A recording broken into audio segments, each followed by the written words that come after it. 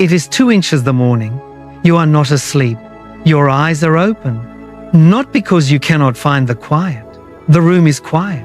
But the moment you close your eyes, it starts again. The conversation. The moment they showed you who they really were. The words they said about you to people you trusted that were not true. The way they used what you gave them freely and turned it into something that cost you. Your jaw is tight. Your shoulders are not relaxed the way they should be when you are lying down. And somewhere inside your chest, not quite where your heart is, but near it there is a weight. It does not have a name, but it has been there for weeks. And in the dark, the same question comes back. The question you have stopped saying out loud because you are afraid of what it means that you are still asking it. When is this going to be made right? What you are carrying is one of the most specific kinds of pain that exists. Not the pain of an accident. Not grief over something lost to illness or time. This is the wound of injustice. The particular injury of being treated wrongly by someone who chose to treat you that way. Someone who knew you. Someone you trusted. Someone who had enough information about you to hurt you precisely and used it. The wound of having your name spoken incorrectly in rooms you were not in. The wound of watching the person who lied about you continue their life without consequence. The wound of having given loyalty, time, sacrifice, real things, and watching them be weaponized against you. This kind of wound does not simply fade with time. It sits. It surfaces in ordinary moments, in the middle of conversations, on quiet drives, at the end of otherwise unremarkable days. And it keeps asking the same question in different forms. Does anyone see what happened to me? Does God see what happened to me? Chosen one, I need to say something to you before we go any further. This message reached you today not by accident. What was done to you was recorded, not by a court, not by the people who watched and said nothing, not by anyone who stood by while it happened and chose convenience over truth, by heaven, by a God who keeps specific records of specific wounds. And today, I want to show you what heaven does with those records. If you know this wound, if you know what it is to lie awake with a chest full of injustice and a God who seems to be taking his time, type it in the comments. I have been there. You are not the only one in this room. Here is the question I believe you are living with. Not just tonight. It follows you into ordinary moments, into the grocery store, into the middle of conversations, into the quiet of Sunday afternoons when the noise of the week drops away and the real things surface. Will God ever make this right? Not just will things get better in a general sense. Will what was done to you actually be addressed? Will the person who hurt you face what they did? Will your name be restored? Will the peace, the trust, the opportunities they took from you, will any of that come back? I am not going to give you a cheap answer to that question. I'm not going to tell you everything resolves by next Tuesday, but I am going to show you something today that will change how you carry this question. Because the answer is not what you have been expecting, and neither is the timeline. Here is what this message will not do. It will not tell you to just forgive and move on as though the depth of what happened to you can be resolved by a phrase. It will not call you bitter for still feeling what you feel. It will not offer you a formula for making the anger disappear faster than it is ready to. What it will do, it will show you what God does when His chosen one is wounded. Not what He says He might do someday. What He is doing right now, in dimensions your eyes have not yet been given access to. Stay with me. What comes next may be the most important thing you have heard about this season of your life. I want to sit here for a moment before I offer you anything else. Before Scripture, before C.S. Lewis, before any invitation to rise above what you are feeling. I want to sit right here in what this actually costs. Because betrayal has a specific cost that most conversations do not acknowledge. When a stranger hurts you, it stings. You recover. But when someone who knew you, who had been given access to the inside of who you are, chose to hurt you anyway, that changes something. You trusted them with something real. You opened a door in yourself that does not open easily. And they walked through that door and used what they found there. They used your openness as leverage. They used your silence as opportunity. They used your loyalty as something to spend on their own benefit. And now you live with the weight of someone who has not only been hurt, but who has been hurt by someone they chose to trust. That is a different wound. It rewires how you see people. It makes you smaller in rooms where you once felt safe. It makes you careful with what you share. And that carefulness has a cost too. And no one gives you a language for that. They say, forgive, move on. Do not let it rent space in your head, as though the wound were a choice you made rather than something done to you. I see it. I see what this has cost, and I am not rushing past it. There is a specific torture in watching someone go unpunished. I want to name it plainly, because it does not get named. You see them on an ordinary Tuesday, maybe on social media, maybe in passing, maybe through someone who does not know what happened and mentions them casually as if they are still a safe subject. And they look fine. They look like they are doing well. They are laughing, posting, going on with their life as though nothing happened, as though what they did to you simply did not occur. And something tightens in you when you see it, not purely because you want them to suffer, though you are human, and part of you understands that feeling without shame, but because you cannot reconcile it. How does someone do what they did and carry no visible weight for it? How does the universe allow that? So you go home and you try to pray, but some nights the prayer turns into a question you almost feel guilty for asking. God, are you watching this? Chosen one, that question is not a failure of faith. That question is ancient. David asked it. Job built an entire conversation with God around it. Habakkuk wrote a book that began with that exact frustration. You are not in uncharted territory. You are standing in the long line of those who were chosen, who were wounded, and who had the courage to bring that wound directly before God without pretending it did not hurt. There is a man who understood what you are going through right now, not theoretically, not at a scholarly distance. C.S. Lewis Oxford, professor, theologian, one of the most clear-eyed minds about faith and suffering in the 20th century, walked directly into this experience. After his wife Joy died of cancer, Lewis wrote a raw and unfiltered journal about his grief. He was not performing faith. He was not writing for an audience. He was a man in pain writing in the dark. And what he described has stayed with people for generations because it was so precisely honest.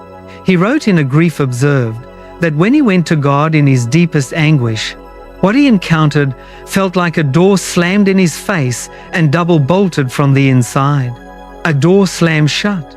That is how a man of enormous faith described the silence of God in his worst season. Chosen one, if you have stood at that door, if you have knocked and heard nothing, if you have wondered whether God is present in the middle of this particular injustice, you are not lacking faith. You are experiencing what the most honest believers have always experienced. The difference between Lewis walking away from that journal with his faith intact and walking away from God entirely was that he kept writing. He kept bringing the question back. He kept the conversation open even when heaven seemed to have closed. And what he found slowly across those pages was not that God had been absent. He found that God had been present in ways his grief had not yet allowed him to see. Long before Lewis wrestled with this in the 20th century, the psalmist was wrestling with it 3,000 years ago. Psalm 37, verses 7 through 9. Be still before the Lord and wait patiently for Him. Do not fret when people succeed in their ways, when they carry out their wicked schemes. Refrain from anger and turn from wrath. Do not fret, it leads only to evil. For those who are evil will be destroyed, but those who hope in the Lord will inherit the land. I want you to hear the tenderness underneath this instruction. David is not dismissing your anger. He is not telling you that what happened to you was acceptable. He is speaking to someone who is watching people who did wrong continue to prosper, and he is saying something careful. He is saying, I know this enrages you. I know this breaks something in your understanding of how the world is supposed to work. But do not let that rage become the thing that costs you your own integrity. Wait, not because nothing is happening. Wait, because something is happening that you cannot see yet. I want to offer you a reframe about your own silence in this situation. You've been in rooms where someone brought up what happened, or where the person who hurt you was present, or where you had every opportunity to defend yourself, to set the record straight, to say everything you know and let the truth do what truth is supposed to do. And you chose not to. You stayed quiet. And part of you has quietly wondered if that makes you weak. Let me tell you what that silence actually is. That silence is not weakness.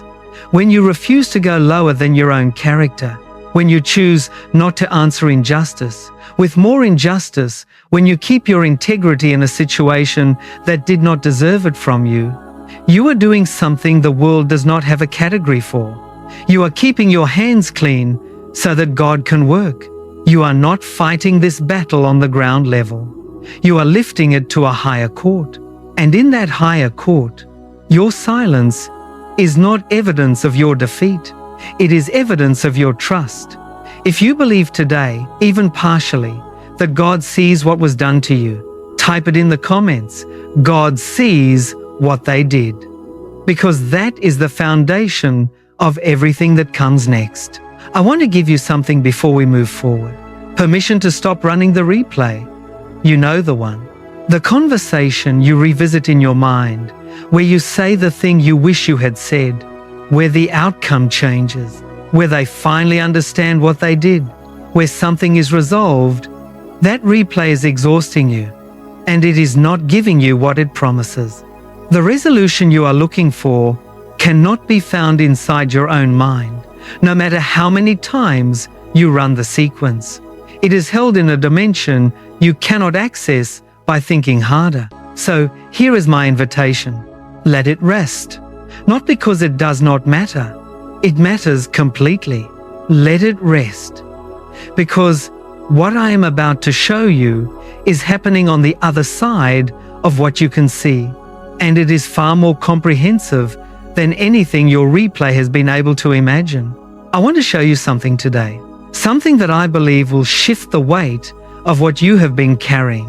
We live and operate in one dimension of justice, the human dimension, and in the human dimension, justice requires certain things. Evidence that can be gathered and presented, witnesses who are willing and available to speak, a system that functions, advocates who are present and effective.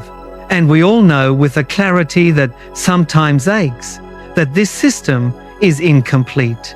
It can be influenced, it can be navigated around by those with the right resources. It misses things.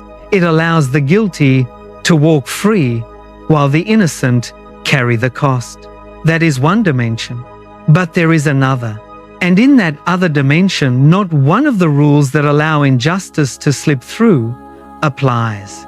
In that dimension, there are no witnesses who can be pressured into silence, no attorneys who can construct a convincing alternative narrative, no version of events that has not already been seen in its entirety from the inside of every person involved at every moment it unfolded. Nothing is hidden there. Nothing is lost. Nothing has been forgotten. That dimension is the one God operates in. And it is the dimension where your case is currently being held. I need to tell you what is in God's record about your situation, not in vague spiritual terms. Specifically, He recorded the moment they chose to hurt you, not just the action, the intention behind it. He saw the calculation. He saw the moment they weighed their options and chose the one that would benefit them at your expense. He recorded the tears you cried alone, the ones in the car, the ones in the shower, the ones late at night in a room where no one else was watching. He recorded every night you spent the way you spent last night, awake, replaying, carrying a weight that was never supposed to be yours to carry. He recorded the prayers you brought to Him about this, even the ones that came out less as formal prayer and more as raw, unfiltered crying out. Those especially. He recorded every moment you chose not to retaliate when you had the opportunity, when you were provoked, when silence cost you something, when keeping your integrity required something from you that you were not sure you had left to give. He recorded the dignity you maintained when going low would have been easier, when going low might have even felt justified. Chosen one. Every single detail of what you have walked through in this season is in the record, and that record is held in the most precise court in existence, C.S. Lewis spent years trying to understand why a good God would permit suffering to exist. He thought about it first as a young atheist, using it as evidence against the idea of God entirely. And then he thought about it again with far greater weight after he became a believer and found that suffering continued to exist all around him, undeterred by his faith. He wrote about it finally in The Problem of Pain, and he landed on something that I have returned to many times. Lewis wrote, "God whispers to us in our pleasures, speaks in our conscience, but shouts in our pains. It is His megaphone to rouse a deaf world. God shouts in our pain, not because He authored the pain, not because He is indifferent to it, but because pain, this specific, unavoidable, impossible to ignore kind, is the only frequency loud enough to cut through everything else.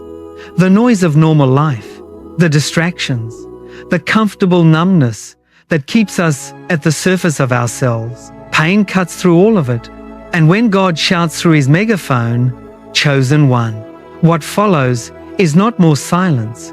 What follows is God in motion. The wound you are carrying right now is not invisible to God. It is the very frequency He is using to signal to you, and in the invisible dimension that this situation demands, His direct attention. And God does not bring His full attention to something and then do nothing. There is a verse many people know, but I want you to hear it today as if for the first time. Romans 12:19. Do not take revenge, my dear friends, but leave room for God's wrath. For it is written, "It is mine to avenge, I will repay, says the Lord." I want to dismantle a misreading of this verse that has caused real harm to real people. This verse is not God saying, "Stop complaining. This is none of your business. Accept what happened and be quiet." This verse is God saying, "Step back, because I am handling this personally." There is a vast difference between being dismissed and being relieved of a burden. God is not dismissing your wound. He is taking it on Himself. He is saying, "You do not have to carry the weight of ensuring this gets addressed. I am the one who addresses it. This is what I do. This is who I am." The justice you are asking for God is not leaving it to chance. He is claiming it as His own personal domain. He is saying, "This one belongs to me." If that lands in you today, if you can feel even a partial shift in the weight on your chest, type it out in the comments. "I trust your justice, Lord." That is not resignation. That is one of the most powerful declarations a chosen one can make. Let me describe what divine justice looks like when it moves. It does not look like a courtroom. It does not look like a dramatic public confrontation where the person who hurt you finally admits everything in front of witnesses. It really looks like what our human imagination of justice has pictured. What it looks like is this. It looks like repositioning. The one who was wounded, who was pushed to the margins, who was overlooked, who was spoken about in rooms they were not in, begins to move into places the one who hurt them cannot reach. It looks like reversal.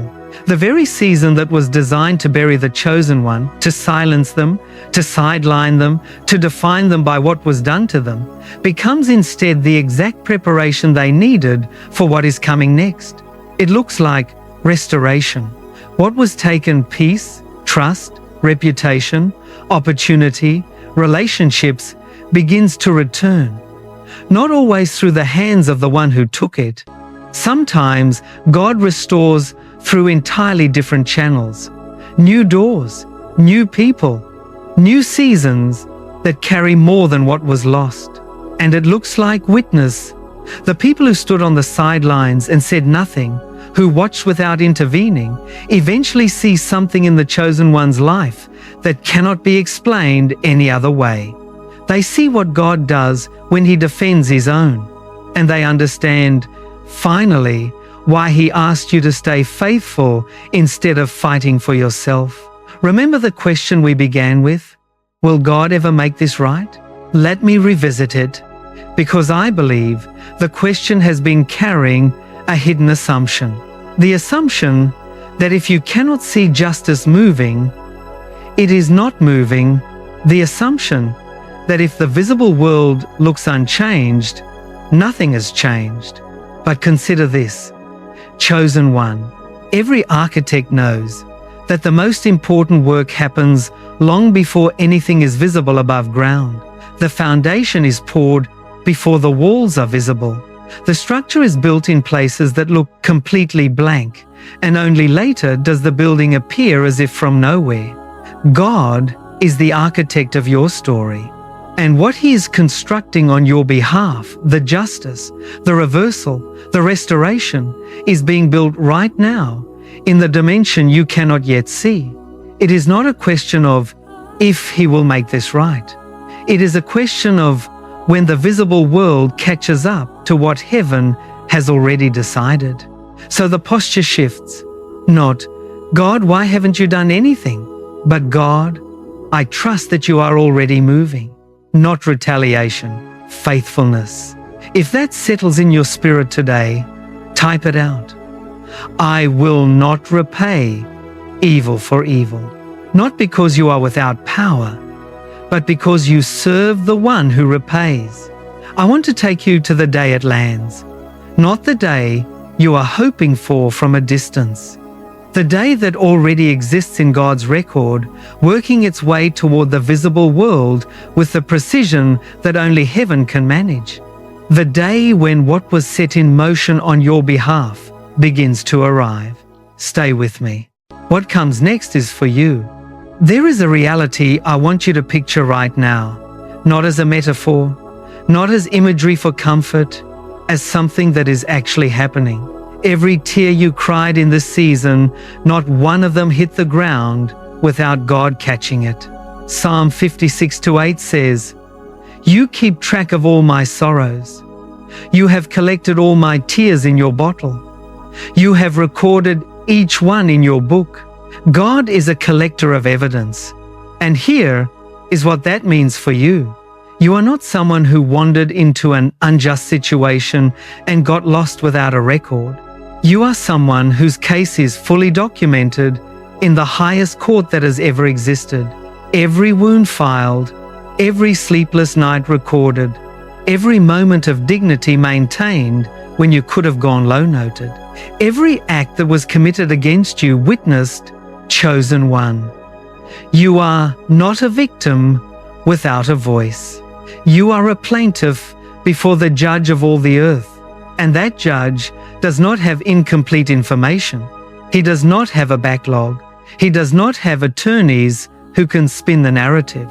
He had full sight of everything that happened, from inside every person involved, before you were even fully aware of what was being done to you. Your case is not pending. It is being adjudicated. I want to talk to you about something you may have seen as a loss. All the times you chose not to retaliate. The messages you composed and did not send. The conversations you could have had, where you could have disclosed everything you knew about what they did and chose not to. The opportunities to defend yourself publicly that you walked past in silence. I want to tell you what those decisions actually were. They were not you losing the argument. They were not weakness dressed up as patience. They were you handing the file to the most powerful advocate in existence. Every time you chose dignity over revenge, you were not surrendering your case. You were elevating it.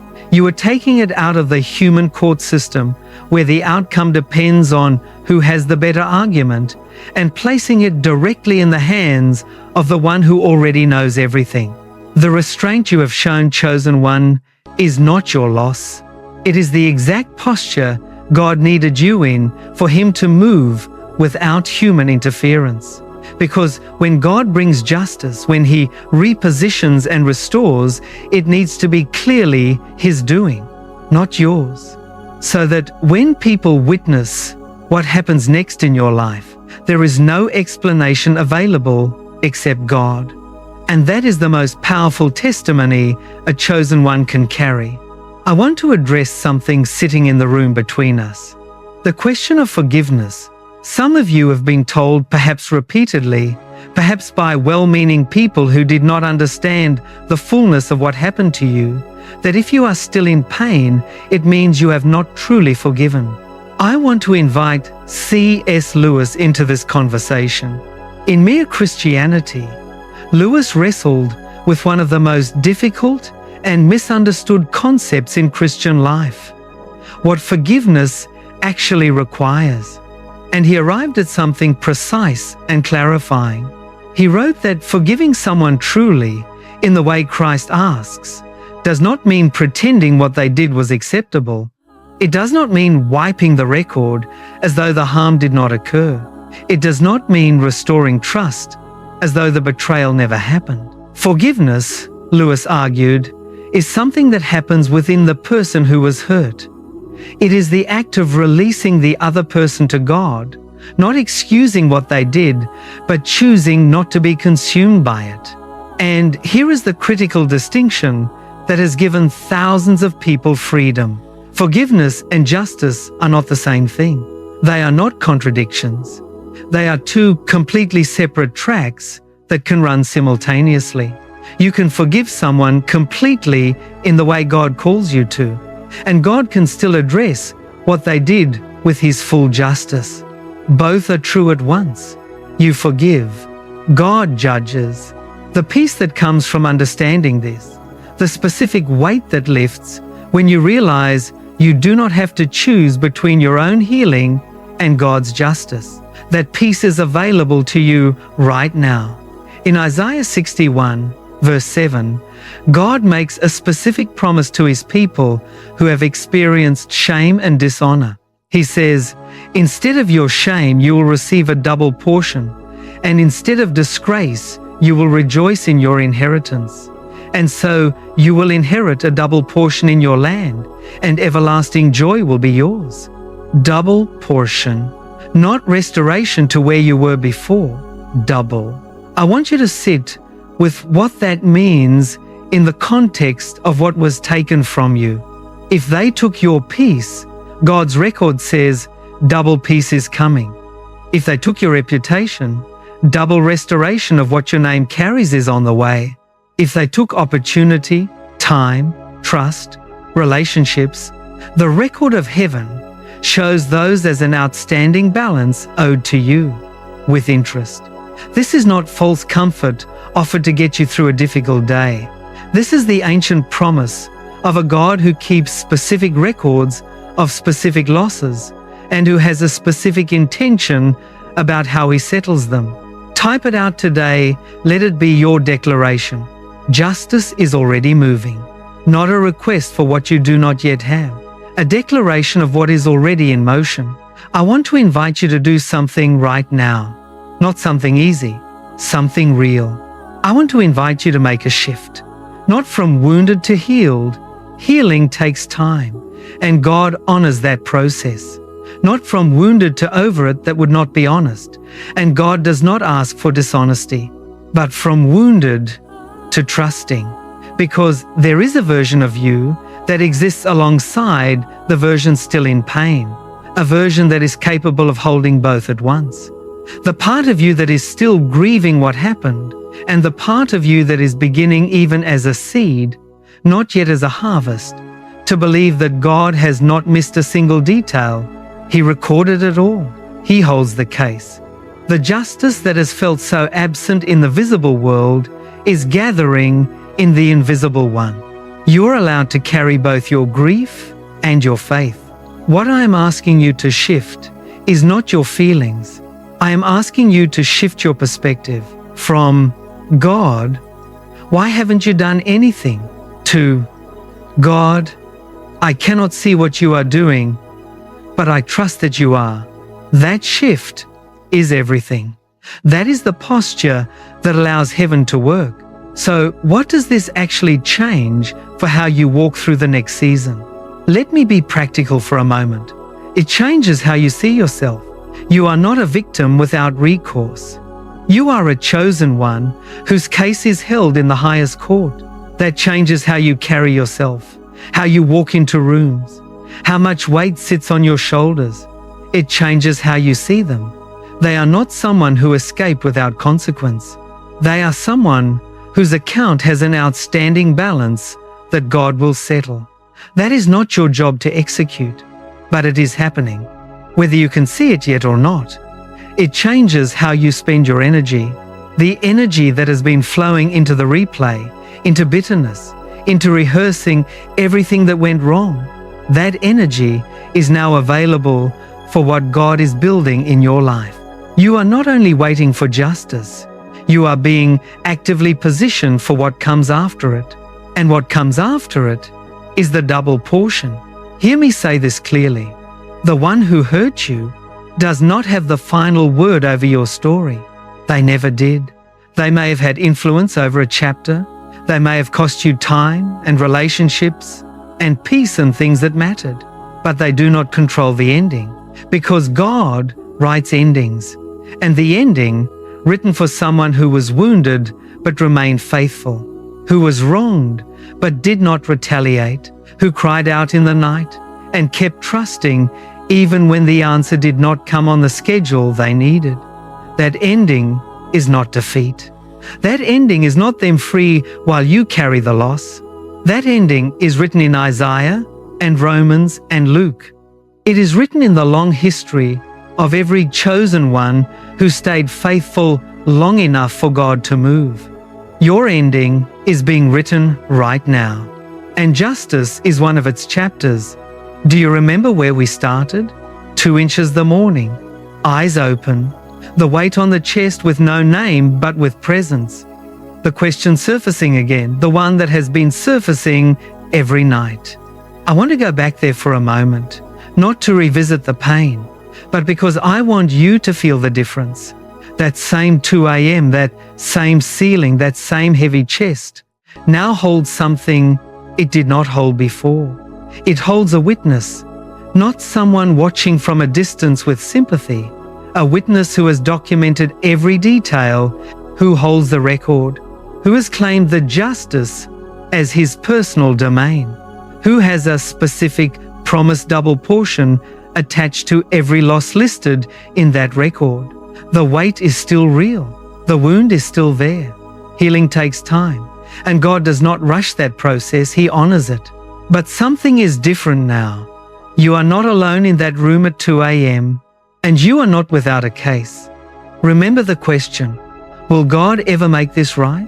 I want to answer it now, not with a promise I cannot guarantee in specific terms. With what I know to be true about the God who holds your case. He already set it in motion. Before you found this message today, before you finished praying about it last night, before you typed the search that brought you here, God saw what happened to you.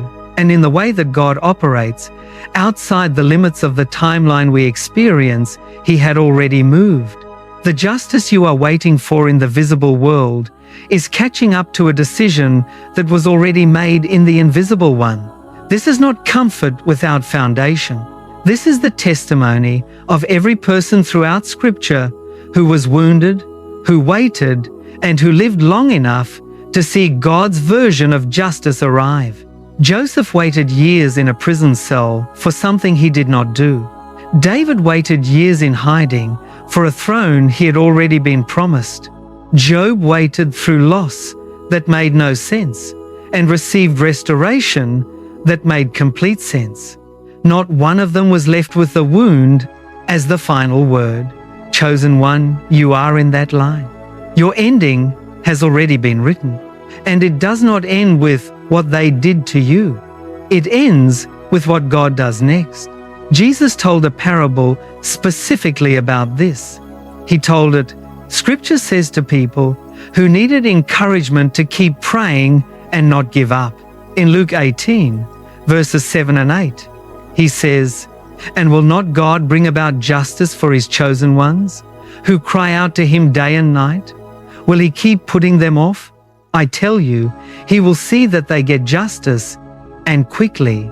I want to stop on one word, chosen ones. Jesus is telling a parable about God bringing justice, and He does not call the recipients the patient or the perfect or the ones who handled it right. He calls them His chosen ones, the ones who have been crying out day and night.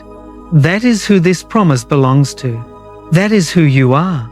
His answer through the mouth of Jesus Himself is not perhaps eventually. His answer is, I will see that they get justice, and quickly. On God's timeline, in God's precision, but quickly. I want to ask you to do one thing before we close. Not a complicated thing. One declaration. Not from performance. Not because it will resolve everything in the next 5 minutes, but because declaration spoken in faith activates something in the spiritual dimension that silence cannot. If you believe today, even if you believe it only as a seed, not yet as a full harvest, that God has your case, that His justice is moving on your behalf, that double portion is the promise attached to every loss in His record, then type it out right now. I receive my double portion. Not I hope I will receive it someday. Not I am asking for it and I will see. I receive it. Present tense. Because faith does not wait for visible evidence before it declares the promise. Faith declares the promise first and watches the evidence arrive. I receive my double portion. That is your declaration to heaven today. I want to say one last thing, not about what you have been through, but about who you are. You are someone who was hurt and stayed in your faith, stayed in your character, stayed in the dignity that no one could strip from you even when they tried. There are people who, when they are wounded the way you have been wounded, become something different on the other side. Harder, more closed, less willing to give, less willing to trust, less willing to love without armor.